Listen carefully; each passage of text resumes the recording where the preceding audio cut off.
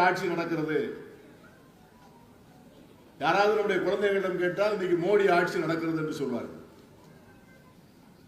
தமிழ்நாட்டில் யாருடைய ஆட்சி நடக்கிறது என்று சொன்னால் திராவிட முன்னேற்ற கழகத்தின் ஆட்சி நடக்கிறது, அல்லது தளபதி ஸ்டாலின் அவர்களுடைய ஆட்சி நடக்கிறது என்று சொல்வார். இந்த அவரே என்று திராவிட மாடல் ஆட்சி என்று சொல்கிறார்.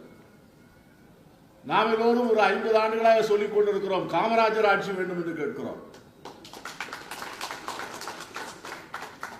இந்த நாட்டிலே உள்ளபடியே யாருடைய ஆட்சி நடக்கிறது என்று சொன்னால் சட்டத்தின் ஆட்சி தான் நடக்கிறது. Rule of law.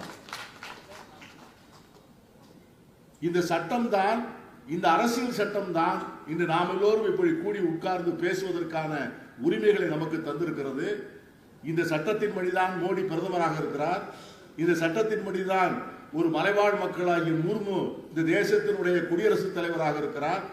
இந்த நாட்டிலே 30 முதலமைச்சர்கள் இருக்கிறார்கள், மாநில ஆளுநர்கள் இருக்கிறார்கள், உச்சநீதிமன்றம் இருக்கிறது, உயர்நீதிமன்றம் இருக்கிறது, பாராளுமன்றம் இருக்கிறது, சட்டமன்றம் இருக்கிறது, தேர்தல் ஆணையம் இருக்கிறது, மனித உரிமைகள் ஆணையம் இருக்கிறது, இப்படி பேச்சுரிமை இருக்கிறது, எழுத்துரிமை இருக்கிறது, நான் பழகுகிற மதத்தை கொண்டாடுகிற உரிமை எனக்கு இருக்கிறது.